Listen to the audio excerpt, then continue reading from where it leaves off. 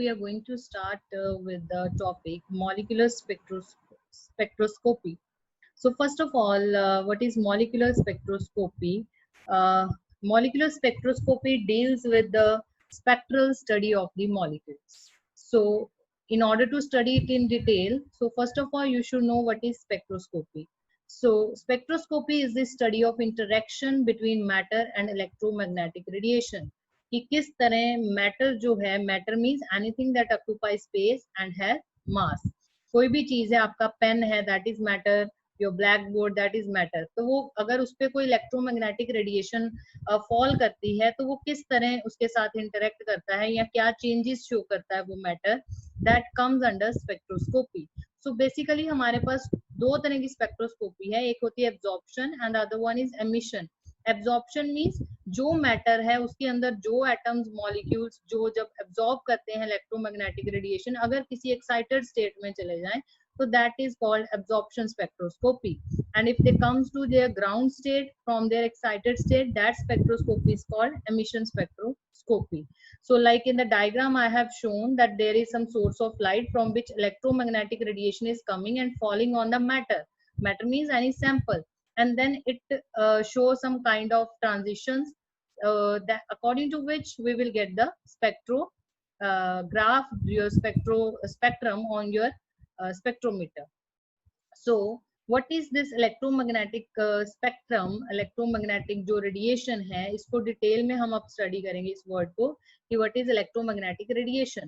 So basically electromagnetic radiation क्या होता है? It is split into two words, that is, as you can see here, electromagnetic means electric field and magnetic field. दो तरह की fields होती हैं इसमें, जिनको हम बोलते हैं electric field and magnetic field.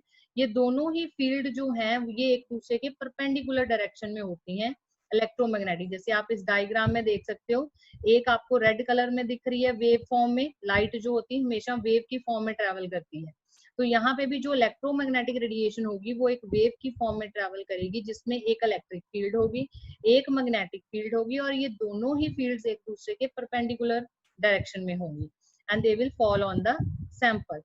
So after this we have the comparative chart I have given to you.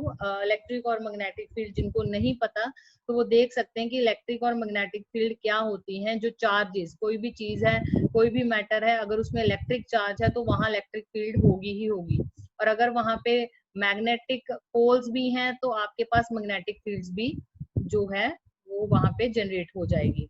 सो ये आप डिफरेंस जो है वो भी कर सकते हो जिनको इलेक्ट्रिक और मैग्नेटिक फील्ड का नहीं पता है. So coming to next is the motion. जैसे मैंने बताया है कि oscillatory motion, ये सब हम स्टडी करेंगे in this spectroscopy, molecular spectroscopy.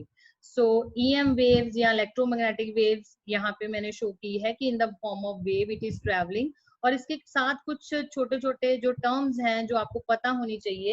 तो like here you can see trough is there, crest is there, amplitude, wavelength, ये छोटी छोटी टर्म्स हैं जो आपको पता होनी चाहिए कि इलेक्ट्रोमैग्नेटिक रेडिएशन के साथ इनका क्या मतलब है, trough, crest, amplitude.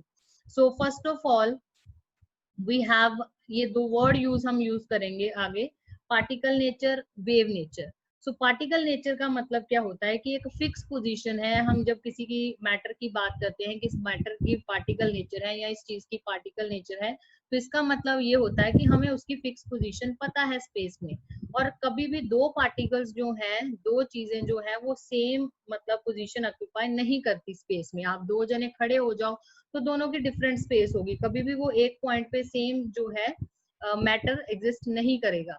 Then wave nature से हमारा मतलब होता है कि एक एनर्जी की फॉर्म है जो आगे आगे ट्रांसफर होगी, तो that is the wave nature. एक डिस्टर्बेंस होती है जो एक in the form of energy जो ट्रेवल करती है. सो थ्रू अ मीडियम, जैसे आपको साउंड सुनाई देती है तो साउंड भी एक तरह से डिस्टर्बेंस ही है, एक एनर्जी फ्लो है जो आप तक पहुंचता है आपके टीवी सेट से या रेडियो वगैरह से. एक डिस्टर्बेंस है जो मॉलिक्यूल आगे आगे पास करते हैं, then you are able to hear that sound wave. Similarly so यहाँ पे हम करेंगे इलेक्ट्रोमैग्नेटिक जो रेडिएशन है उसकी पार्टिकल नेचर भी होती है, उसकी वेव नेचर भी होती है. So in detail if you can say that electromagnetic radiation एक एनर्जी की फॉर्म है that is transmitted at the speed of light. ये लाइट की स्पीड से ट्रेवल करती है।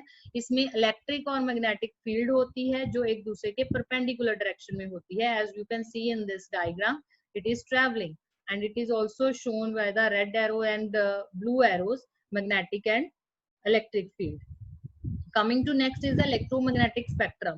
अब ये जो इलेक्ट्रोमैग्नेटिक रेडिएशन होती है, जो लाइट आ रही है, उसमें क्या होता है कि डिफरेंट डिफरेंट वेवलेंथ्स की लाइट होती है। अगर हम उसको डिवाइड करके देखें properly, so there are the different rays, basically gamma rays, X rays, UV, IR, microwave, then there is the radio waves. तो ये जो सारी वेव्स होती है, इनकी डिफरेंट फ्रीक्वेंसी होती है, डिफरेंट ही इनकी वेवलेंथ होती है। सो ये जो पूरा अरेंजमेंट है, हमने डिफरेंट डिफरेंट जो वेव्स हैं, ये radio waves, micro, IR, x, gamma, जिनको हमने अरेंज किया हुआ है in order of increasing wavelength and decreasing frequency, so this is called electromagnetic spectrum,